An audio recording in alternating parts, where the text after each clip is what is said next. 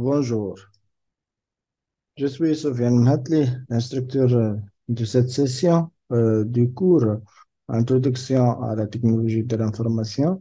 Et donc, on va traiter le chapitre les systèmes d'information et le développement du système. Donc, le but de ce cours, c'est d'être capable pour comprendre c'est quoi les systèmes d'information et pourquoi ils sont nécessaires. Il faut être capable aussi de discuter qu'est-ce qu'utilisent les systèmes d'information dans une organisation typique. Il faut identifier les différents types de systèmes d'information que l'on trouve couramment dans les organisations et bien sûr, on doit décrire les objectifs de chacun. Quatrièmement, on va expliquer les personnes responsables du développement du système. On va aussi identifier et décrire les différentes étapes du cycle de développement. Sixièmement, on va discuter plusieurs approches utilisées pour développer les systèmes d'information. Le plan, c'est le suivant. Donc, on va voir un aperçu général. Qu'est-ce qu'un système d'information? Les différents types de systèmes d'information, les responsabilités du développement du système, le cycle de vie du système et les approches de développement du système. Voilà. Donc, on va commencer par la définition d'un système d'information. Donc, un système d'information, c'est la coexistence de plusieurs intervenants à la fois. Peut-être des personnes qui sont les collaborateurs, bien sûr, de l'entreprise, des ingénieurs, des techniciens, de direction, etc. On parle aussi de matériel. Donc, le matériel, c'est quoi? C'est les serveurs, les postes de travail, euh, voilà, les imprimantes, le réseau, etc.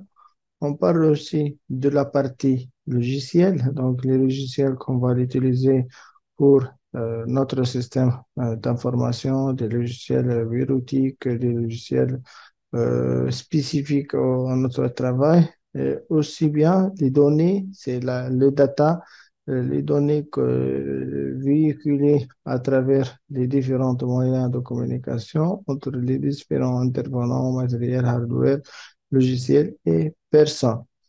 Et bien sûr, on a les procédures, ce sont les checklists qu'on va suivre pour, bien sûr, amener les bonnes pratiques, c'est-à-dire d'un système d'information.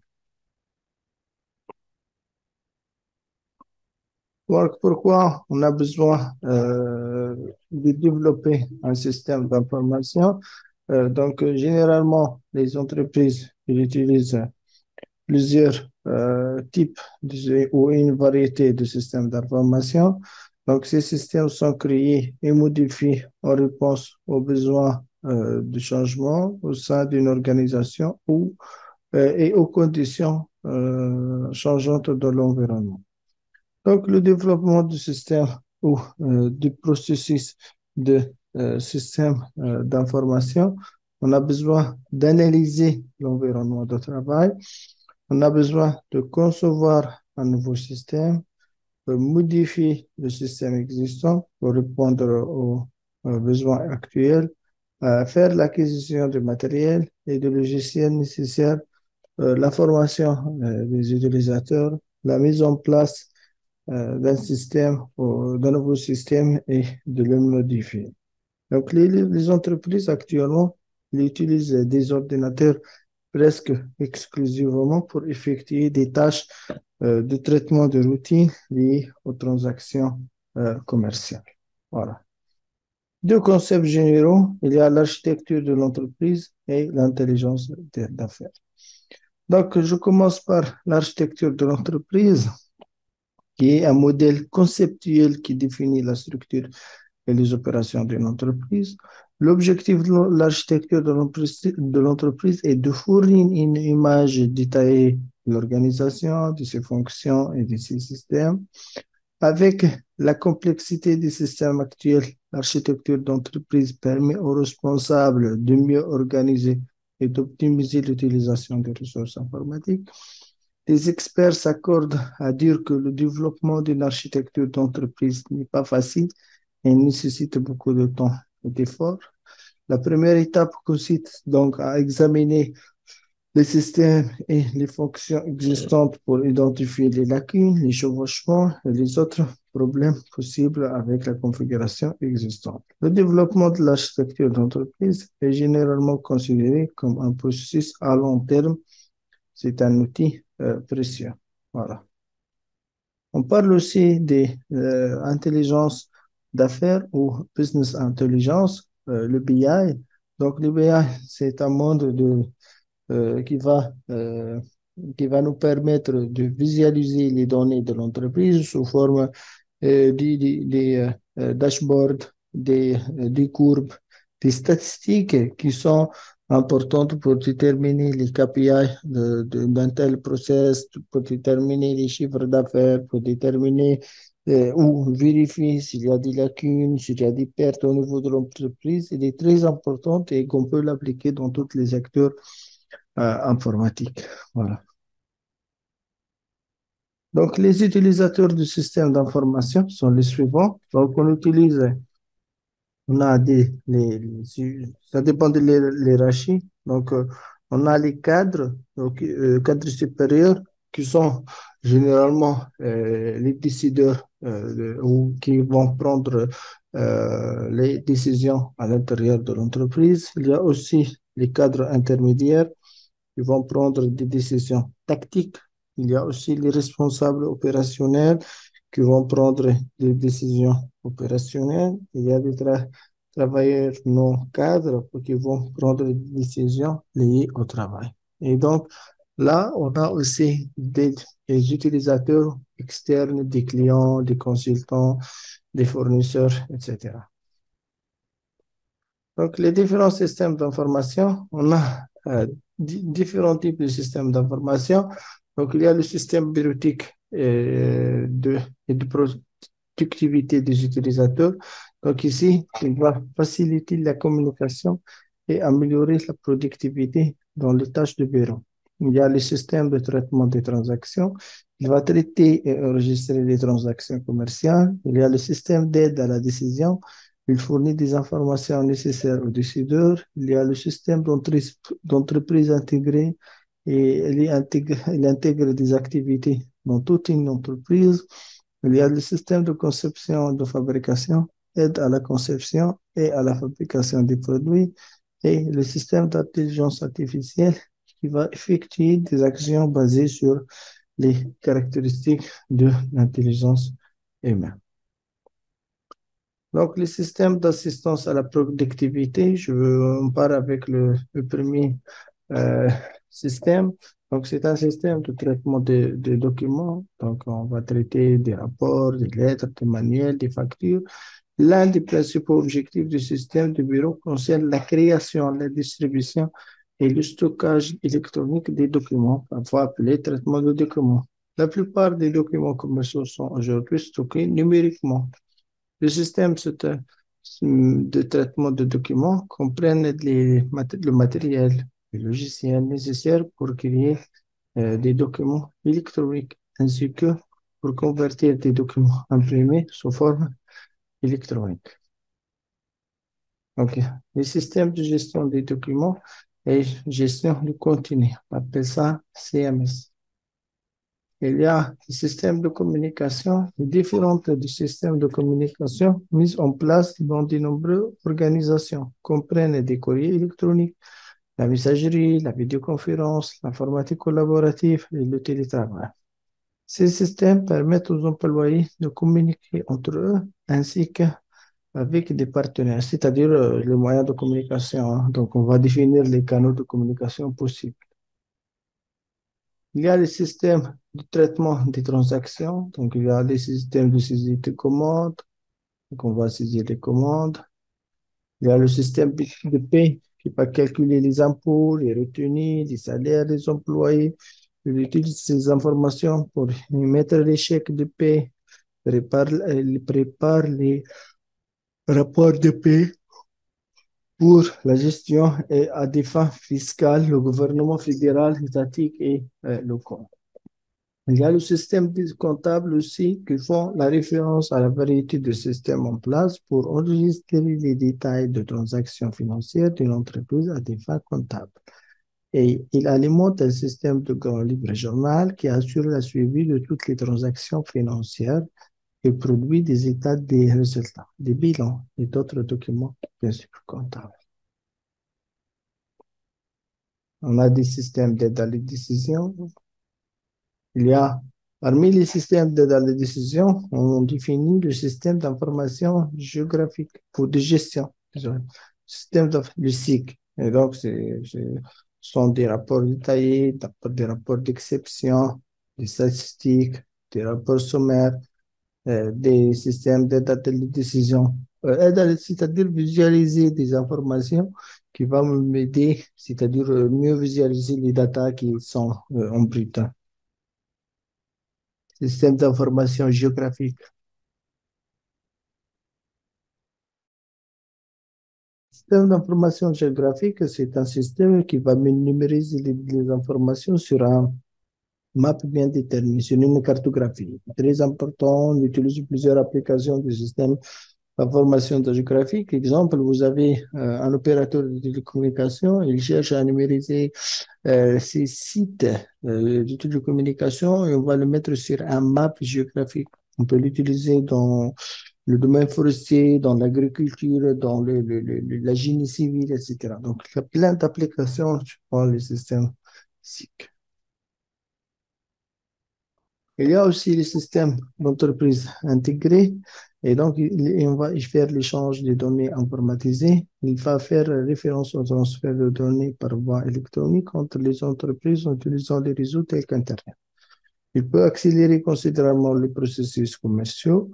Les ordinateurs situés dans une entreprise sont reliés aux ordinateurs des principaux clients ou fournisseurs. Les données et les informations commerciales puissent être échangées électriquement selon leurs besoins. Il y a aussi la planification des ressources entreprises à travers ce qu'on appelle ERP. C'est un type spécial de grand système intégré qui relie toutes les activités de nos entreprises. Au lieu que chaque département ait son propre système séparé, donc ERP, il combine tout en une seule application intégrée. Donc les données sont généralement sauvegardées dans une base de données centrale. Les applications ERP fournissent un moyen d'accès standard à tous les employés qui ont besoin d'accéder à ces données. Donc, les applications ERP sont basées sur le web, de sorte que les utilisateurs autorisent à l'intérieur, qui sont autorisés à l'intérieur et à l'extérieur de l'entreprise peuvent accéder facilement aux données générées par le ERP. Donc, des informations provenant d'un ERP ou d'un autre type de système interne sont échangées entre différentes applications. On parle de l'intégration d'applications d'entreprise. On parle aussi de la système de gestion du stock et des produits. On utilise ces systèmes pour faire des inventaires, etc. Il y a le système de conception et de fabrication. On appelle ça le CAO. C'est la conception assistée par ordinateur. Donc, puisqu'avec ordinateur, je peux faire plusieurs composants ou je peux concevoir ce que je veux, hein. Donc, avec le logiciel 2D, 3D bien déterminé. Je peux utiliser la fabrication assistée par ordinateur, qu'on appelle le APAO. Et donc, il est utilisé pour aider à générer les opérations de fabrication, contrôler les machines qui utilisent ces processus, construire des voitures, surveiller les centrales électriques, fabriquer des aliments. Donc, l'avantage, c'est la cohérence, la sécurité humaine, la réduction surtout du temps de fabrication. Et donc, aujourd'hui, le CAO et la FAO sont couramment utilisés conjointement pour accélérer à la fois la conception et la fabrication des produits. On a aussi les systèmes d'intelligence artificielle, c'est-à-dire généralement, il y a pour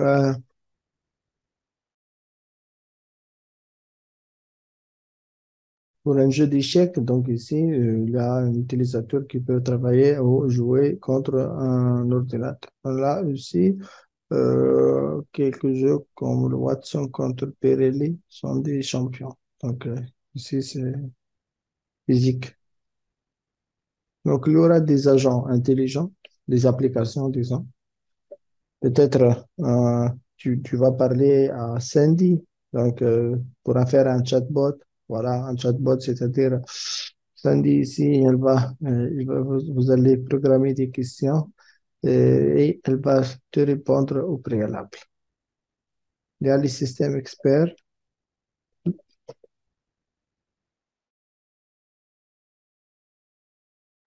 Donc, dans les systèmes experts, donc, on a des bases de données à interroger. Voilà, donc, Jones, c'est un client qui a un compte, un tel compte, un limite de crédit, il n'est pas dépensé combien par mois, etc. Il y a les réseaux de neurones aussi. Il y a les robots militaires. On utilise toujours dans des opérations pour éviter les pertes humaines. Il y a le robot commercial et individuel dans les industries. Il y a les robots personnels. Voilà. Donc, les responsabilités de développement des systèmes. Donc, qu'est-ce qu'on peut faire dans la direction système d'information? On peut programmer des applications. Donc, ce sont des logiciels d'application de code. On peut aussi faire de l'analyse des affaires. On peut diriger des informations. On peut être des architectes cloud, c'est-à-dire des gens qui vont préparer des architectures sur cloud. Vous pouvez être des ingénieurs info nuagiques, ce sont des ingénieurs dans des systèmes virtualisés au cloud, chefs de produit cloud, donc, développeur de services cloud, donc il va faire du développement des services bien déterminés, analyste de communication, il va analyser, et faire les entretiens et les dépannages et les réseaux de communication, aide à la connectivité. On a des logiciels, des ingénieurs logiciels qui vont concevoir et construire des applications logiciels complexes, également connus sous le nom ingénieur logiciel applicatif. Il y a les spécialistes de sécurité qui vont veiller sur le matériel logiciel et les données de l'organisation qui doivent être protégées contre les pirates. Il y a les techniciens réseau qui vont installer, entretenir et mettre à niveau le matériel et le logiciel de réseautage. Il y a aussi l'analyse des systèmes de réseau de communication, les opérateurs réseau, les ingénieurs réseau, l'administrateur réseau et développeurs multimédia. Tout ça, ce sont des intervenants dans le système d'information.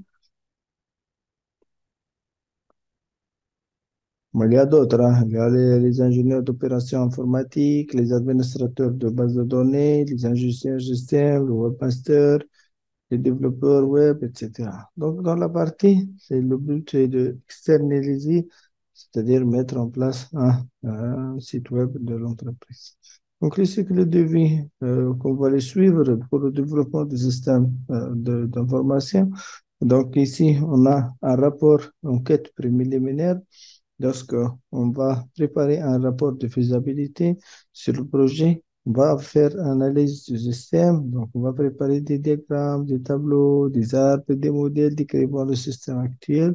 On va concevoir le système, spécification de nouveaux systèmes et analyse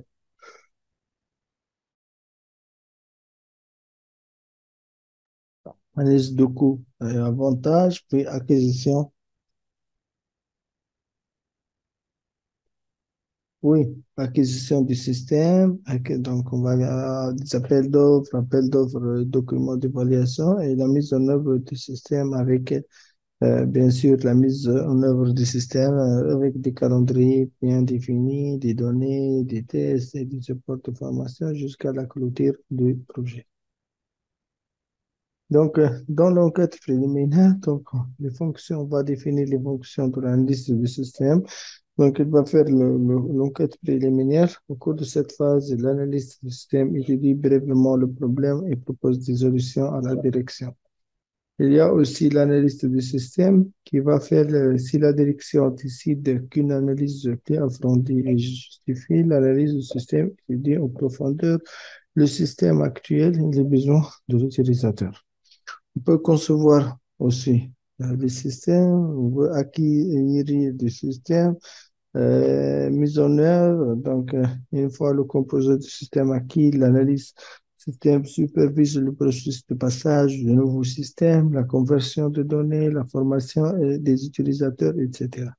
Et après, on va maintenir le système. Donc, l'analyste va évaluer le système sur une base de continuité pour déterminer les corrections et les modifications qu'on peut les envisager.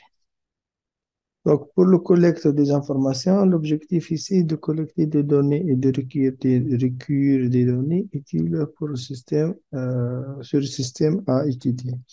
Donc, certains outils de collecte de données pouvant être utilisés comprennent l'examen des documents, la collecte des copies des écrans, l'examen des organigrammes, etc. Donc, il y a l'analyse de données. Donc, est-ce qu'il s'agit d'un nouveau client, nouvelle information, client complète, le solde de 30 jours, on a la quantité de dépôt. Voilà. C'est tout un scénario à remplir. Donc, l'analyse de données ici, donc, l'idée ici, c'est d'avoir analysé les différentes données. Donc, on a des clients, on a des produits, des entrepôts.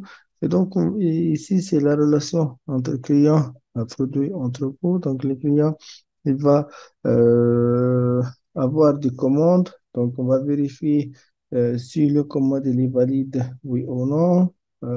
Si la commande valide, on va assembler la commande et avec les produits commandés et toujours faire côté dépôt ce qu'on appelle l'inventaire.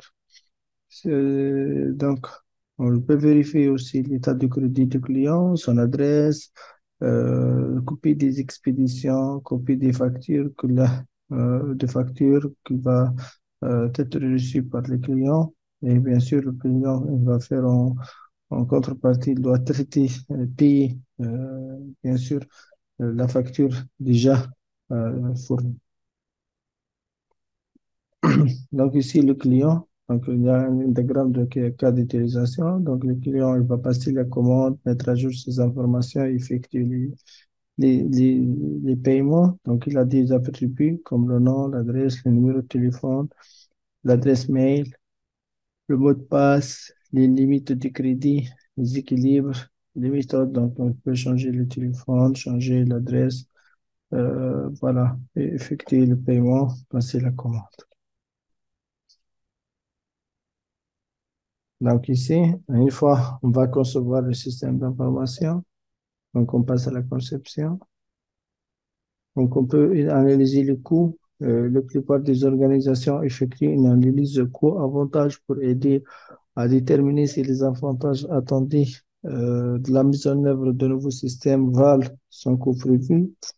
Le coût d'un nouveau système comprend l'investissement initial dans le matériel, les logiciels et la formation, les dépenses courantes, la maintenance. Donc, certains avantages peuvent être calculés relativement facilement en calculant la quantité de travail. Ces gains sont appelés avantages tangibles. D'autres avantages tels que l'amélioration du service. Il y a des avantages non tangibles qui sont beaucoup plus difficiles à exprimer en dollars, etc. Donc, acquisition du système, donc c'est au niveau décisif. Donc, est-ce qu'on va acheter ou non? Donc, le logiciel à installer, logiciel sur le cloud en mode SaaS, logiciel personnalisé. Donc, certaines organisations peuvent adresser directement à un partenaire stratégique pour acheter les éléments nécessaires. Donc, ce document contient une liste de spécifications techniques pour l'équipement, le logiciel, et les services nécessaires pour son nouveau système. Une fois que les fournisseurs sont soumis leur offre, on y pense à une demande de proposition, une demande de prix. Donc, on va faire de la prospection, on va faire l'ouverture du pli, etc., vérifier, faire le déploiement côté technique et financier et choisir le produit qui cohabite ou correspond bien à notre besoin en termes techniques et financiers, bien sûr. Donc, mise en place du système. Donc, on a un ancien du système, des nouveaux systèmes donc à acheter, hardware et logiciel. Donc, on va les mettre en place. Module 1, module 2, module 3. Voilà. Donc, on va faire le genre de migration module 1, ancien système, nouveau système pour le module 2 et ainsi de suite pour le module 3. Et à la fin, on va faire des entretiens ou la maintenance du système donc, qui est considéré comme un processus continu et commence lorsque le système est totalement mis en œuvre et se poursuit jusqu'à la fin de vie du cycle. L'une des premières activités qui ont souvent lieu après la mise en œuvre du système est un examen post-mise en œuvre. Donc, l'évaluation du nouveau système, si ça marche bien ou non. C'est le test d'acceptance technique, on appelle ça généralement. Donc, pour l'activité courante de maintenance, on peut modifier le logiciel existant, l'ajout de logiciels et de matériel supplémentaire. Et la maintenance peut être coûteuse pour une organisation. Donc, les approches de développement, il y a des approches traditionnelles, donc cascade. Donc, ici, on a une enquête préliminaire, l'analyse du système, la conception du système, l'acquisition du système, la mise en place et l'entretien. Il y a d'autres méthodes itératives, c'est-à-dire enquêter l'analyse du système, concevoir, implémenter les tests, recueillir des évaluations, des commentaires, et je vais améliorer sur la conception jusqu'à accueillir le matériel et le logiciel et mettre en œuvre le produit final qui est valable pour les entretiens. L'approche de développement de l'utilisateur final. Donc, l'utilisateur est principalement responsable du développement du système. C'est un professionnel de l'informatique qualifié qui prend en charge le processus de développement. Donc, généralement, le développement par l'utilisateur final est plus réalisable lorsque le système est en cours de développement. L'utilisateur peut suivre une approche de prototypage, voilà, un POC, Proof of Concept. Lorsque le développement de l'utilisateur final est utilisé dans une organisation, il est important que les mesures soient prises pour assurer que le système est compatible avec les systèmes existants. Voilà, merci. On a déjà terminé cette partie. Voilà, merci beaucoup pour votre attention. Bonjour. Donc, on va voir la suite du cours à propos d'un chapitre sur le développement ou les programmes de développement et les langages de programmation. Donc, le but de ce cours, c'est d'avoir une idée sur la programmation, ce qu'on appelle la programmation structurée, la programmation orientée par objet, voilà, et les différents logiciels qu'on peut les utiliser dans les programmes de développement. Donc, après, on va identifier et décrire les activités impliquées dans le cycle de vie du développement d'un programme. On va comprendre la bonne conception d'un programme et, bien sûr, énumérer les outils qui peuvent être utilisés par les professionnels de la conception des programmes. Après, on va expliquer les structures de contrôle et comment peuvent être utilisées pour contrôler le déroulement du programme. On peut discuter aussi certaines activités liées au débogage d'un programme et la garantie qu'il est conçu et écrit correctement. Sixièmement, on va énumérer quelques outils qui peuvent être utilisés pour faire l'accélération du programme informatique et on peut décrire finalement quelques ou plusieurs langages de programmation utilisés aujourd'hui et leurs principaux caractéristiques.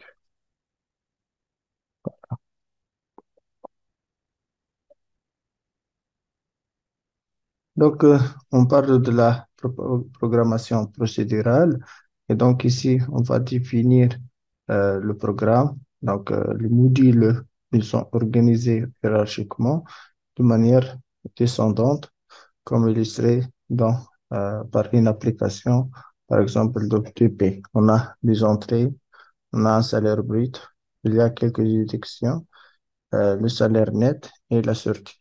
Donc ici, il y a des entrées-sorties, finalement, un salaire brut, des déductions, exemple de déductions comme étant le calcul des impôts fédéral ou pour l'État, les cotisations de retraite, les caisses les caisses euh, ce qu'on appelle nationales, si on a voilà, et on va déterminer le salaire net. Net, c'est qu'on va faire sortir. Et bien sûr, le net ici il va être émis soit par un virement bancaire, un chèque, et bien sûr, on va imprimer le rapport de paie. Donc, on parle ici par la programmation orientée objet. Et donc, vous avez un bouton comme étant un nom de classe avec des attributs et des méthodes. Donc, par exemple, ici, un nom de classe qui s'appelle bouton. Quels sont les attributs de ce bouton? Euh, la couleur, la taille, les coordonnées, les textes, les méthodes, par exemple, ici, les dimensions, l'affichage, etc. On parle aussi de la programmation orientée aspect. Et donc ici, c'est une approche de développement logiciel, peut-être encapsulée, ces politiques en fonction des aspects de segments de code qui peuvent être utilisés selon les besoins. Donc, selon IBM, AOP a apporté des avantages significatifs en termes de qualité de code et de rapidité dans lesquels les programmeurs peuvent écrire des programmes. Voilà. On parle aussi des développements des logiciels adaptatifs et agiles. Agile, c'est les méthodes de développement ou de conception des programmes. Donc ici, le but, c'est de rendre le programme informatique ou de développement plus rapide et efficace, concentré sur l'adaptation du programme au fur et à mesure de son écriture. On appelle ça développement logiciel adaptatif. Il comprend des itérations ou des développements incrémentaux. L'une des approches du développement logiciel adaptatif, c'est ce qu'on appelle le logiciel ou le développement logiciel agile.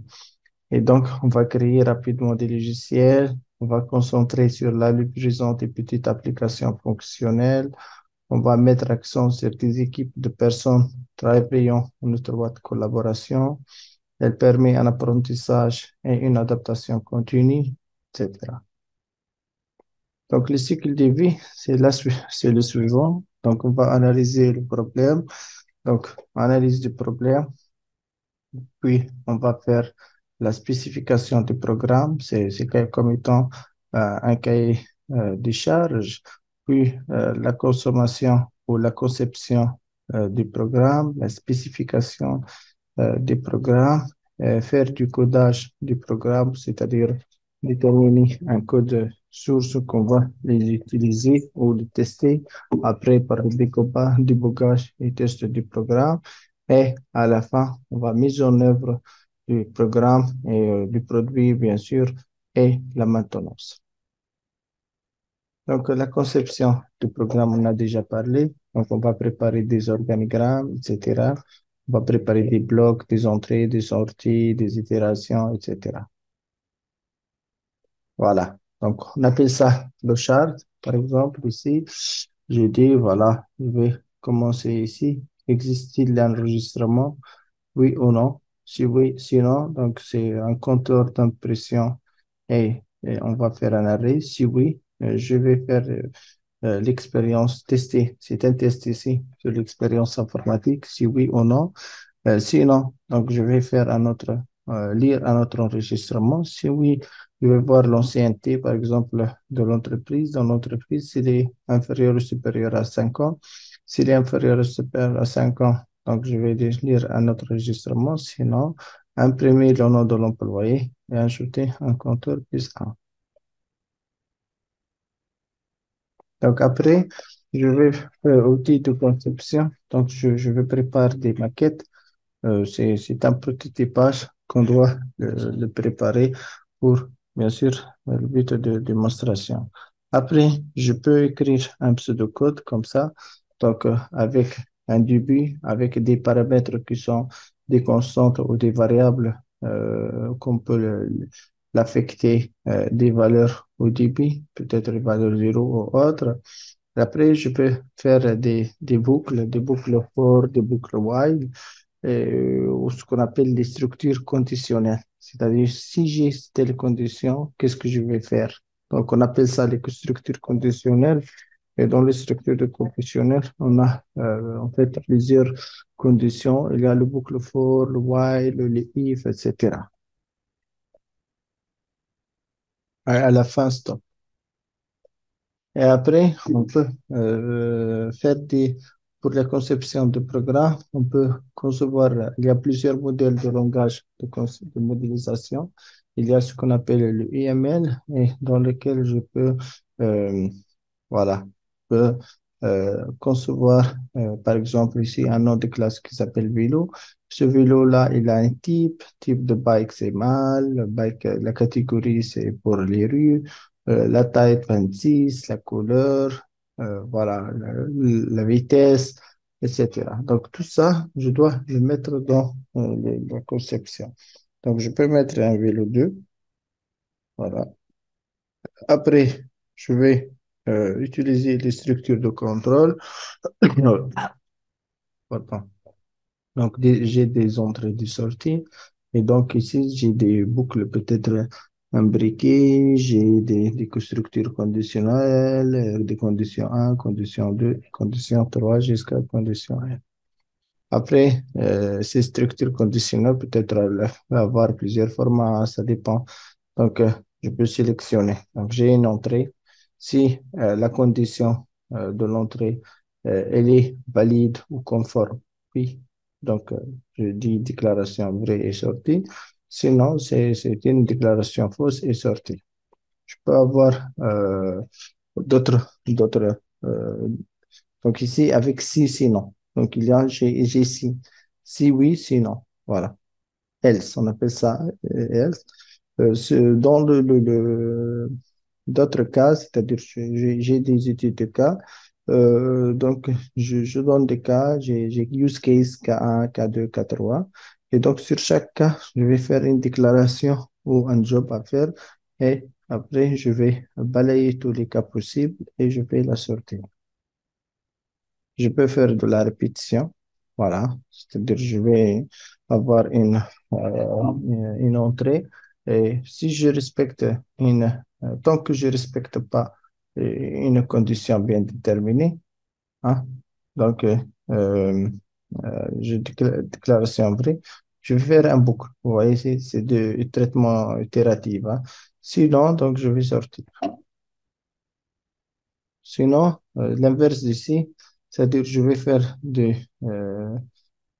boucles imbriquées jusqu'à c'est-à-dire jusqu'à la sortie du boucle. Donc, on va faire, si on a besoin d'une bonne conception du, du programme informatique, on a des directives par le SPERSAM, par exemple, et des instructions par l'ordinateur. Et donc, par exemple, ici, donc, tu vas préparer un toast de margarine. Comment? Et donc, ici, c'est la personne, c'est le souhait de l'utilisateur, c'est-à-dire finalement, il cherche à préparer un toast de margarine. Mais là, je peux pour la machine, il faut donner ce qu'on appelle toutes les instructions, sortir une tranche de pain de sac, placer la main dans la vente des grilles, pousser le levier, placer le toast sur une assiette, etc. Après, on va tester la conception du programme. Donc, comment on va tester? Donc, il y a plusieurs moyens pour le test. Il y a des initialisations, c'est-à-dire j'ai des compteurs, je vais le mettre à zéro. Première épreuve de décision, peut-être Je vais faire un premier boucle, je vais tester la sortie, deuxième boucle, un autre test, etc. Je vais voir, bien sûr, la somme. Et bien sûr, là, c'est pourquoi le test est très important pour éviter les cas ou des cas extrêmes ou par exemple pour vérifier le bon fonctionnement, bien sûr, de votre algorithme qui est déjà développé. Voilà. Donc ici, je vais mettre des valeurs bien déterminées et je vais balayer. Peut-être c'est un test manuel hein, ou automatique. Voilà, c'est de la check. Donc, pour le codage, donc maintenant, si je passe au codage, il existe un certain nombre de langages de programmation qui diffèrent selon le type de codage. Donc, il y a plein de langages de programmation et donc c'est au développeur de choisir le bon programme. Hein. Donc, il y a plusieurs facteurs pour le choix du langage de programmation. Il y a l'adéquation, l'intégration, on appelle ça pour intégrer, les normes, la disponibilité du programmeur pour tel langage, la portabilité du programme, la vitesse de développement, tout ça, il va affecter le choix de votre programme informatique. Et donc, pour coder un programme, le programmeur le crée dans un langage de programmation sélectionné. Le programme se fait en lançant l'application de langage de programmation souhaité, en sélectionnant les options à l'écran. En tapant le code, bien sûr, on va développer le code en utilisant le syntaxe approprié pour le langage. Donc, il y a beaucoup de syntaxe à apprendre. Une fois le programme est créé, il est enregistré en forme d'un fichier. Donc, c'est très important parce que je dois sauvegarder quelque part ce fichier pour l'exploiter peut-être sur une autre machine ou un autre environnement. Et bien sûr, je peux gérer les versions du programme, c'est-à-dire on appelle ça l'école source. Donc ici, c'est un exemple de programme qui est créé par exemple par Deborah Morley. Donc voilà, des inputs, des entrées, voilà. Donc le débogage et le test de programme, c'est quoi le débogage? C'est traduction de programme en code exécutable. Donc on a un code source.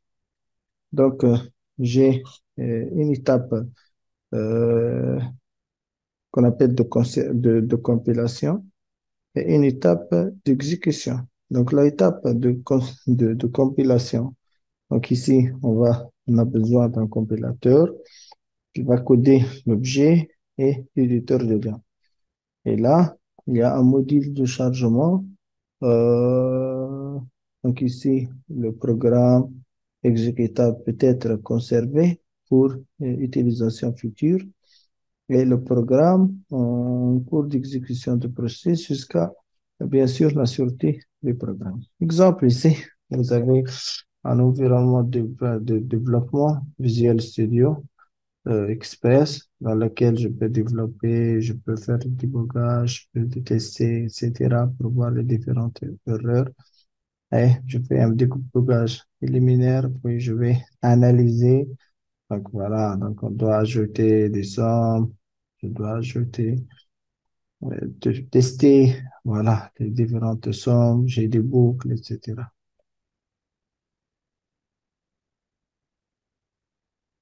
Donc, il y a des outils pour la gestion du cycle de vie des applications. Donc, ici, il y a plusieurs outils qu'on peut les utiliser.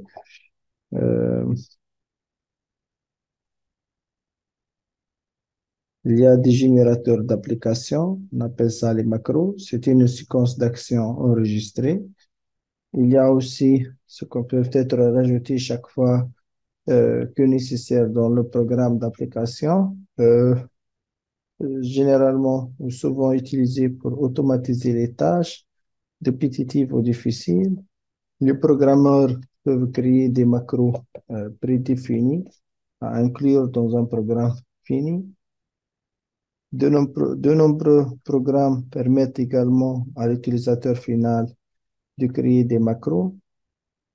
Les programmeurs écrivent les macros à l'aide d'un langage de programmation des macros. Certains programmes disposent d'enregistreurs de macros afin que l'utilisateur final puisse les enregistrer des macros au lieu d'avoir à les coder. Donc, il y a les générateurs de rapports, les constructeurs d'interface d'utilisateur. Donc, ici, on appelle ça des IDE.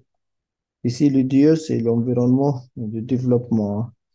Et là, c'est l'environnement autonome développé. Il y a, voilà, il y a ce qu'on appelle l'environnement de dev intégré, on appelle ça IDE. Et pour les applications mobiles, il y a aussi ce qu'on appelle les SDK. Donc, c'était l'environnement de dev qu'on doit l'installer sur la machine, que ce soit une machine Windows ou une machine Linux. Donc, on passe maintenant au langage de programmation. Donc, pour les langages de programmation, en fait, c'est un ensemble de règles, de mots, de symboles ou de codes utilisés pour écrire des programmes informatiques. Donc, pour écrire un programme informatique, vous avez besoin d'un logiciel approprié pour le langage de programmation que vous utiliserez. Ce logiciel vous permet de coder le programme et de convertir le code source finie en code d'objet. Il peut être également inclure une variété d'outils qui facilitent le développement, facilitent le débogage, l'édition, etc., la maintenance et la gestion des programmes. Les langages associés utilisés pour le développement de pages web, les langages de balisage, les langages de script, etc. Donc ici, le RAS est un langage de bas niveau. Bon, les langages de bas niveau, c'est-à-dire généralement, on utilise souvent ce qu'on appelle euh, des, euh, des binaires et on appelle ça le langage assembleur. Et donc là, je peux faire une somme, une opération de multiplication, d'addition, de soustraction facilement à travers le système. Et bien sûr, c'est le langage machine, hein, il y a des langages haut niveau, voilà, c'est un niveau d'abstraction plus haut. Euh, donc, il y aura catégorie de langage de programmation, c'est-à-dire je peux mettre des actions comme ça pour des ajouts, etc. Ça sera sur des outils de test ou de développement qui sont graphiques, disons. Il y a les logiciels quatrième langage, quatrième génération, parfois appelés des langages de très haut niveau, plus éloignés de la langage machine que que la troisième génération, et ils sont beaucoup plus faciles à utiliser. Une propriété qui facilite l'utilisation de ces types sont la déclarative plutôt que procédurale, comme les langages de programmation de troisième génération. Une grande partie de codage dans un langage de programmation déclaratif aussi, ça indique que tu souris pour sélectionner des instructions et envoyer des commandes au programme. Voilà. Mais il y a quelques inconvénients quand même, hein. Donc, les langages de programmation courants, donc Fortran, très ancien, hein. Bon, on utilise plus de Fortran. Il y a le COBOL aussi, utilisé beaucoup dans le domaine bancaire. Il y a le Pascal. Voilà, donc on utilise des inputs, des variables, des boucles, voilà, des affichages. Il y a le visuel basique aussi. On peut l'utiliser, le VB, voilà, ce sont toujours les mêmes. Il y a des commentaires. Les commentaires, à quoi sert ici? Pour documenter. C'est-à-dire, aujourd'hui, c'est moi qui va utiliser le code. Demain, une autre personne qui va lire le code et peut l'exploiter. Donc, je dois documenter pour que je facilite la tâche de lecture de ce fichier au propos des autres utilisateurs. Il y a le C, le C++, le C Sharp, ils sont tous utilisés. Bon, chacun, il a son syntaxe et donc il faut bien comprendre le syntaxe de chacun pour qu'on puisse les utiliser. Voilà, il y a toujours, par exemple, ici, il y a deux anti-slash. Il y a le do, c'est l'action qu'on va le faire. Voilà, l'affichage. Il y a le Java aussi. Donc, on doit importer une classe Java, des boucles. Il y a le Dart aussi. Il y a le Ruby, le Python, le Python. Il est utilisé beaucoup couramment dans tous les langages informatiques. Voilà cette partie. On a juste achevé la partie théorique. Je passe maintenant à la partie pratique. Donc, on va prendre euh, deux, 2 minutes pour commencer la partie pratique.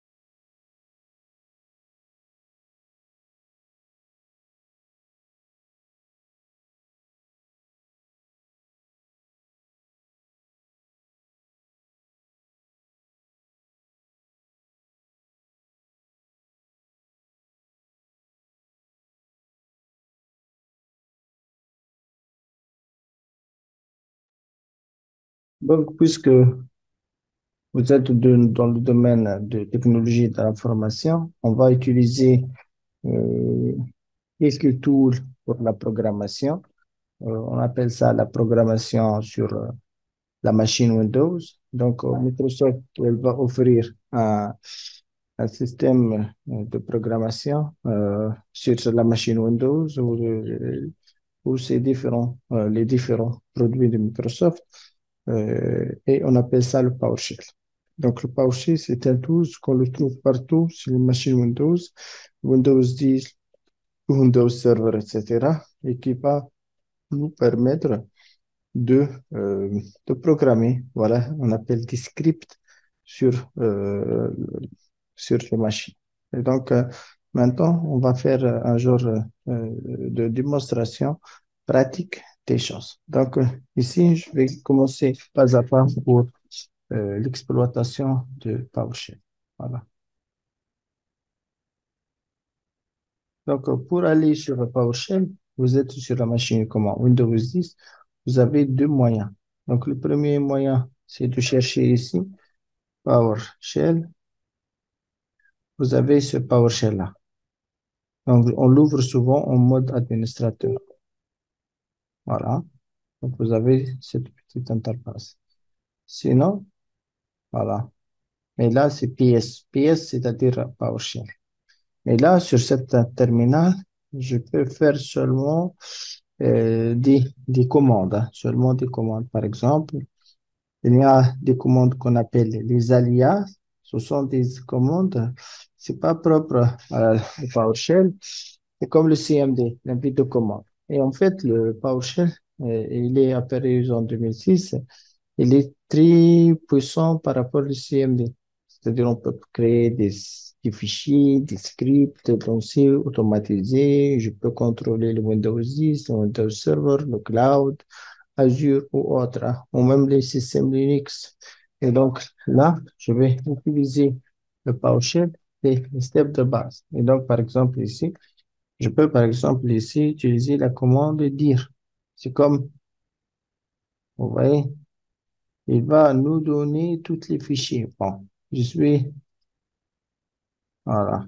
Le dire, c'est, il va, équivalent LS sur Linux, il va lister tous les fichiers du système 32 parce que je suis dans le système 32.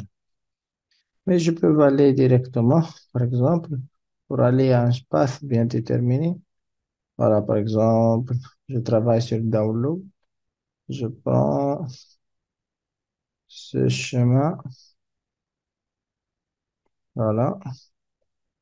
Je vais céder. Céder, c'est aller. Voilà, c'est pas. Non, donc, je vais céder deux points. C'est aller à Windows. la racine. Voilà, je suis sur ces deux points. Voilà. Sinon, je peux aller comme ça sur le bureau peut-être. Hmm, propriété. Hmm,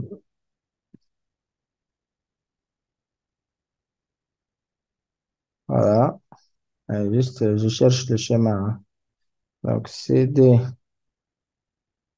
Hop. Hmm,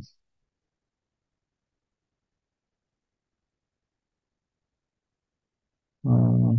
Non. Je vais faire CD. Hmm, CTRL-C pour annuler. Hmm, je dois chercher un path. Et il faut voir faut avoir le bon chemin. Peut-être on crée sur le bureau un dossier qui s'appelle Medocean. Vous voyez ici. Hop. Mais là, de préférence, je vais aller, vous voyez ici, sur Légion. Voilà. Je cherche download. Voilà. Hop. Donc, voilà le fichier de répertoire, c'est-à-dire. Et là, je vais faire CD. Voilà. Donc, je vais changer le chemin. Voilà. Maintenant, vous voyez ici, je suis dans le download, dans le fichier de téléchargement. Je peux faire un dire. Voilà. Il va lister, vous voyez, il va lister tous les fichiers avec ce qu'il s'agit D, c'est directory, c'est un dossier. Les autres sont des fichiers. Voilà. Quoi d'autre? Mais de préférence, celui-ci, c'est un peu, comment dirais-je, c'est un peu avancé. Pour les débutants, ce que je recommande d'utiliser le PowerShell en mode graphique. Bon, c'est pas graphique, hein, c'est juste, il s'appelle ISE, avec une interface utilisateur. Voilà. C'est le même, hein. Hop. Bon. Hmm, je vais supprimer tout ça. Voilà. Donc ici, euh, le but, c'est, il va vous donner le même terminal qu'on a déjà vu, mais avec un champ pour écrire des scripts. On appelle un script, c'est quoi? C'est une collection de commandes qu'on peut les utiliser sur la machine à travers son syntaxe préféré. Et donc là, on doit le sauvegarder avec une extension PSA. Vous voyez, un fichier avec l'extension PSA, on peut le nommer, c'est un fichier PowerShell. Et donc là, soit j'exécute ici les commandes. Par exemple, puisque nous sommes dans le domaine de la technologie d'information, généralement, j'ai besoin d'une adresse IP de la machine. Vous voyez, IP config. Donc, il va me donner toutes les cartes réseau sur ma machine. Vous voyez? Mais je peux l'écrire ici, IP config. Vous voyez? Cette ligne, et je vais faire un clear. Donc, je vais effacer tout ça et je peux exécuter. C'est la même, hein? Et je peux sauvegarder ce fichier-là. Voilà, c'est base sur le bureau Medocean. Je peux le nommer test. Voilà, test. Hop. Voilà. Si vous voulez, vous cherchez dans ici, il va vous donner des barres pour créer des fichiers, ouvrir, exécuter. Voilà. Vous pouvez faire beaucoup de choses, hein. Il y a des add-ons pour le débogage. Il y a des tools. Voilà. Bon, ce tools-là, il va vous donner hein, comment changer les couleurs, qu'est-ce que tu veux voir, le timeout, restaurer le default. Bon, tu peux paramétrer ce que vous voulez. La couleur de la console, background. Vous voyez le background, c'est en bleu. peux le changer. Il y a beau de changer tout ça. Le font size, etc. Voilà, donc c'est la première partie. Il y a aussi, je peux exécuter une sélection. Vous voyez ici, run. Je peux exécuter tout ou une sélection bien déterminée. Je peux se connecter à une machine distante. Je vois le script. Et là, c'est très important ici. Chose command window. Hmm, c'est pas là. Hmm, voilà. Vous voyez ici.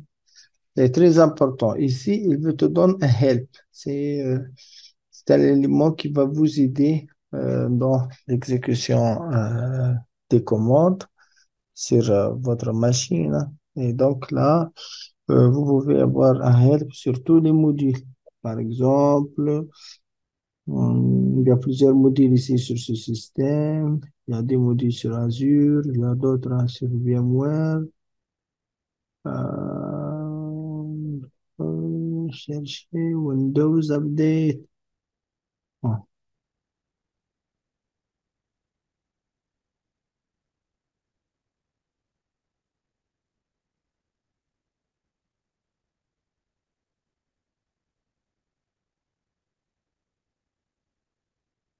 mhm. On va voir les commandes de base. Bon, par exemple, si je cherche, par exemple, sur cette machine, toutes les adresses IP, outre que cette commande. Donc, je fais un network, c'est le réseau net. Voilà. Vous voyez? Et donc, le syntaxe ici sur les machines de type Windows ou le PowerShell, c'est toujours un verbe tiré un nom. Vous voyez, c'est toujours un verbe add, c'est ajouter. C'est très simple, hein. Lire, c'est facile. Copy, on va mettre une copie. Disable, enable, deploy, etc. Euh, quoi d'autre? Find, get. Donc, je vais chercher net IP address. Vous voyez? Et donc, j'ai cette commande. Voilà. Et je peux l'insérer. Ou je peux le copier. Il est inséré ici. Et je peux le copier ici. Et donc, je peux l'exécuter. Donc, ici, j'exécute seulement cette commande. Voilà. Il te donne toutes les adresses. IP. Voilà. Je peux faire ce qu'on appelle un pipe, c'est-à-dire j'ai toute une liste, hein. J'ai plusieurs cartes sur ma machine, peut-être des phares physiques, des cartes virtuelles, etc. Je peux ajouter ce qu'on appelle un pipe pour le filtrage et je vais ajouter interface index. Interface hum, index. hum, c'est pas get net IP address. Mhm.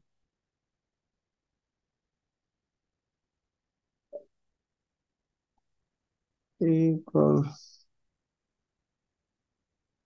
hum, juste, je vais tester ça. Qu'est-ce qu'il dit? Ah, ah,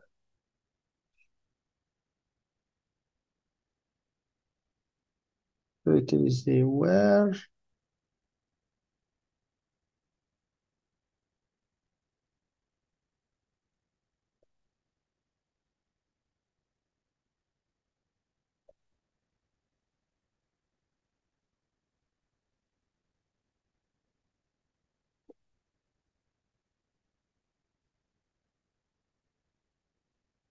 Hum.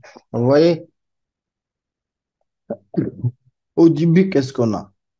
Au début, j'ai toute cette liste, c'est-à-dire j'ai exécuté une commande qui s'appelle getNet IP address. Il va m'afficher, vous voyez, euh, plusieurs, plusieurs cartes, hein, des dizaines de cartes. Mais pour moi, par exemple, j'ai besoin seulement de l'interface qui est numéro 9. Donc, je vais faire un filtrage, hein. Le filtrage sur la sortie, le dollar, le aérobase ici, c'est le résultat. C'est tout le résultat. C'est-à-dire tout le résultat de cette commande égale à 9. C'est-à-dire lorsqu'il est égal à 9, je vais l'afficher. Et comme ça, je mets cette sur la ligne 2 et j'exécute. Voilà. Vous voyez la sortie?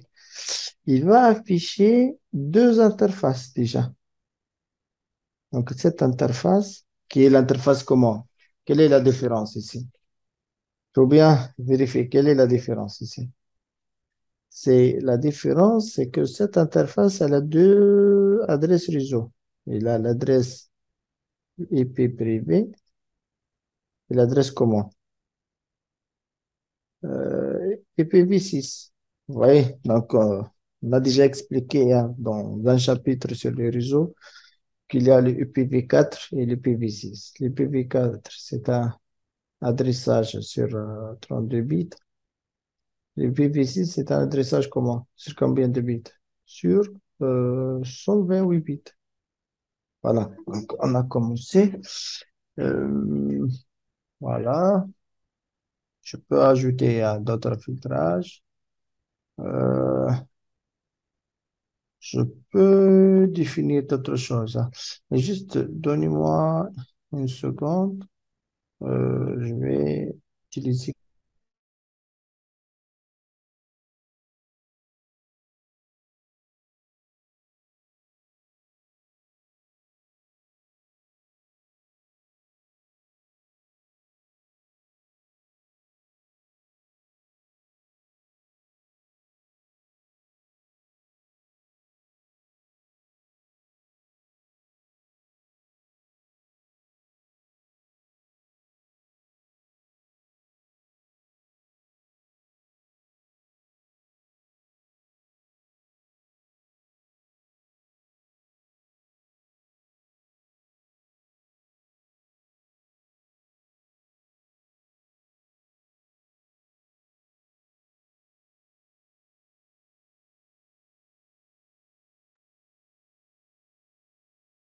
Voilà. Donc ici, on peut déclarer les variables. Par exemple, ici,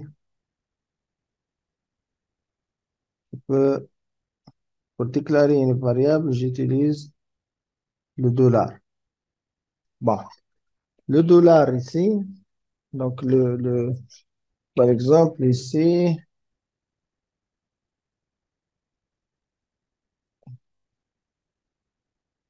j'ai une variable qui s'appelle étudiant. Vous voyez?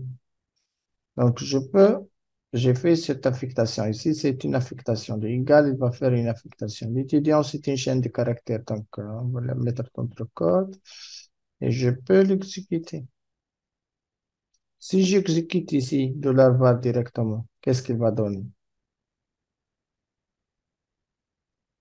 Il va donner rien. Vous voyez? C'est vide. Mais si je fais cette affectation,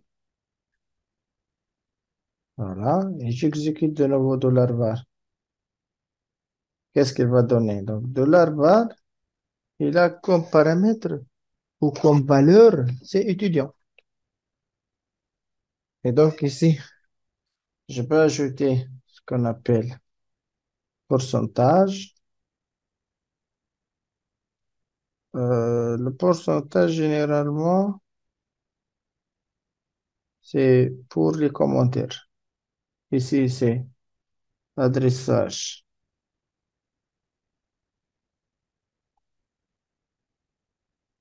IP de la machine.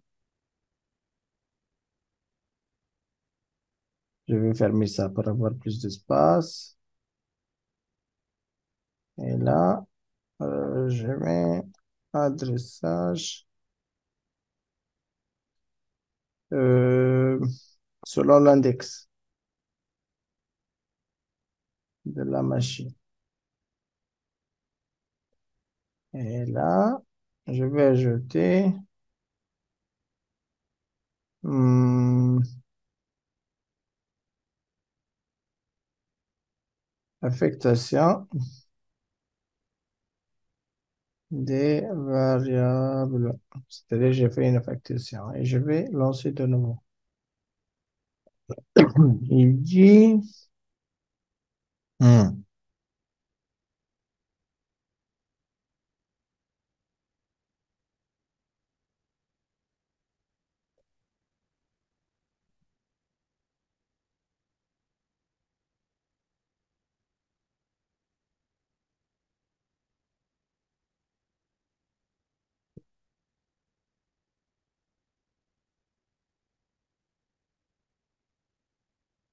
hum,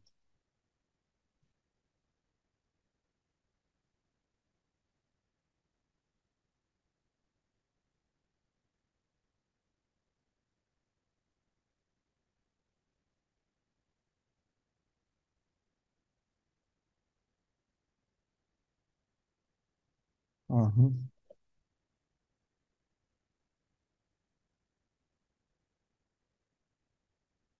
hum. Je vais vérifier.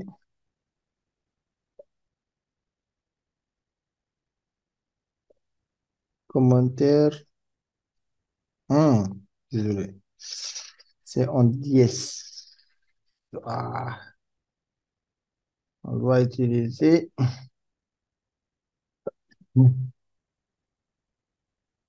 Voilà, le dièse. Pas le pourcentage. C'est l'autre, c'est le MATLAB. Une confusion. Voilà. Vous voyez? C'est que ici, sur le PowerShell, pour déclarer euh, ce qu'on appelle, pour déclarer des commentaires, on ajoute les dièses. Comme ça, je vais lancer tout ça. Allez, hop, et je lance de nouveau. Hop, et voilà, ça marche. Et si j'écris ici $var, oui, ça égale étudiant, ça marche. Et je peux, par exemple, ici, je peux,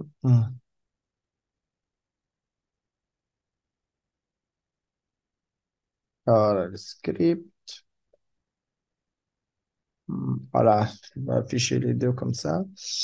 Je peux, par exemple, afficher le résultat, écrire écho, le résultat,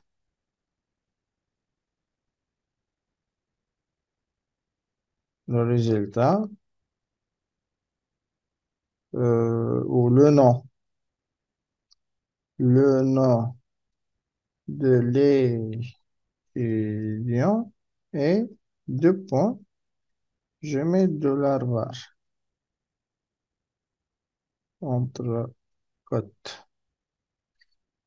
Et là, par exemple, l'étudiant va faire Salim, par exemple. Et j'exécute de nouveau. Vous voyez? C'est-à-dire, j'ai fait une affectation de variables avec la valeur Salim. C'est l'affectation. Et après, je vais faire un affichage de Salim sur l'écran. Vous voyez? Écho, le nom de l'étudiant est Salim. Donc, je vais faire un clear pour que tout ça passe bien. Hum,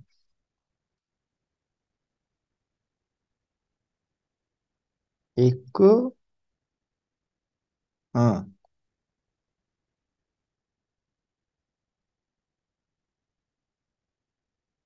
mhm. Voilà. Si j'exécute tout, parce que j'ai exécuté seulement ces deux passages, hein. Vous voyez, on n'a pas le contenu de variable puisque seulement cette partie, c'est la partie 3, c'est la ligne 3. Ici, c'est variable, c'est-à-dire qu'il n'y a pas d'affichage, hein. Le dollar var, elle prend la valeur salim et je vais afficher à l'écran le contenu de la variable salim. Et voilà, hein. Donc, le nom de l'étudiant est salim. C'est clair ou non? Donc, j'espère que c'est cette partie introductive, hein, c'est sur le syntaxe, comment déclarer des variables, comment afficher à l'écran. Hmm,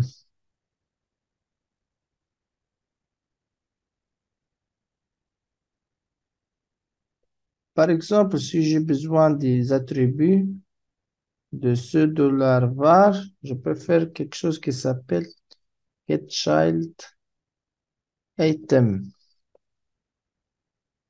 Hmm, on va exécuter tout ça. Hmm. GetChildItem, c'est comme étant, on a fait un dir. C'est équivalent de dire lister dans le répertoire les fichiers qui existent. Mais je peux utiliser pour déterminer, ajouter liste des le contenu peut-être. Je peux par exemple hmm, déterminer le répertoire ici, le chemin, ce chemin-là, avec il y a deux commandes, il y a deux façons. Soit on met fait, je pense, que c'est le get location, location, voilà. Vous voyez, get location, elle va me donner le lien vers, c'est-à-dire le répertoire en cours. Donc, notre répertoire en cours s'appelle C2 points Windows System 32. Sinon, il y a une commande qu'on appelle alias. Alias, c'est le même de CMD, hein. C'est pas une commande propre de PowerShell. C'est-à-dire, je peux créer un alias, c'est comme étant Sofiane égale telle commande ou une variable qui va prendre telle commande. Donc ici, c'est PWD, la commande, c'est un alias. Il n'y a pas de verbe tiré, non. Hmm. Non, c'est PWD. Désolé. Et voilà. Donc ici, il y a deux méthodes pour déterminer les alias sur la machine Windows ou déterminer, désolé, donc on détermine le chemin de votre dossier d'exécution ou dossier de travail ou votre répertoire en cours avec getLocation ou PWD. Voilà, c'est ça. Hum, mais je peux modifier, hein. Par exemple, si vous voulez modifier ce chemin, je peux faire quelle commande? Set, on appelle ça set. Set, c'est juste pour modifier location. Vous voyez ici, le terminal va te donner ce help-là sur la commande. J'utilise celui-ci. Et je mets, par exemple, tout court, hein. C'est juste ce chemin, juste un schéma de test, hein. Hop. C'est-à-dire que je vais aller au chemin C2 points Windows. Est-ce que il va modifier ça ou non? Et voilà, ça, c'est très simple, hein. Il a bien modifié ce qu'on veut sur la topologie. Pardon.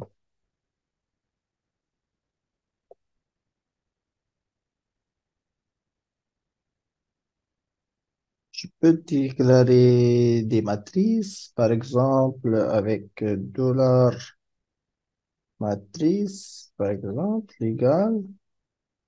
1,2, 3, 4. Voilà. Et si je teste matrice, voilà, c'est en mettant un vecteur hein, qui contient la valeur. Mais je peux, par exemple, appeler dollar matrice de 1 et je vais tester. Vous voyez? Donc, on peut, c'est 2. Donc, je peux commencer par le 0 facilement. Désolé. Mhm. Hop, voilà. C'est-à-dire la valeur de matrice 0, c'est 1. De 1, c'est 2. De 2, c'est 3. Et de 3, c'est 4. C'est-à-dire, si je veux lire les valeurs de la matrice, hein, et après, dans un boucle imbriqué, je peux mettre la valeur de 0 comme étant une variable qui s'appelle i, qui va parcourir 1, 2, 3, 4. Et comme ça, je fais de l'itération sur les fichiers. Toujours, donc, je peux sauvegarder. On va ici. Je peux enregistrer parce que dbctest.1, ps1, c'est étoile parce qu'on a sauvegardé ça sur la première ligne, c'est tout. Donc, je peux enregistrer. Voilà. Et comme ça, mon fichier, il est là. Je vais le garder euh, sur ma machine. Je peux l'utiliser la prochaine fois. Une fois j'ai terminé ce cours, je peux l'exploiter ça facilement. Voilà. C'est juste une petite introduction sur le PowerShell. J'espère que vous avez au moins vu la théorie et un exercice pratique qui va vous aider à- bien sûr euh, entamer le monde du scripting, de programming, c'est de la programmation aussi. Avec le PowerShell ou autre outil, vous pouvez utiliser d'autres outils. Bon, c'est quelque chose de basique, on a déjà vu. On n'a pas fait des tasks. Peut-être dans la séance de mercredi, on peut, ça dépend si vous avez, bien sûr, je vous invite à, à, à tester ce programme, à utiliser, à refaire ce programme par vous-même. Comme ça, le mercredi, on peut avancer un peu pour avoir d'autres commandes possibles pour s'exercer, hein. Il faut exercer beaucoup pour bien savoir comment on peut manipuler ce PowerShell. Voilà, c'est un langage simple. Il ne nécessite pas ni d'installation ni rien. Voilà, dans le système Windows 10, il est là, Windows 11 aussi. Et donc, je commence à exploiter ces fonctionnalités sur sa machine, sur ma machine locale ou descente, bien sûr. Voilà, je vous remercie pour votre attention et à la prochaine. Merci beaucoup.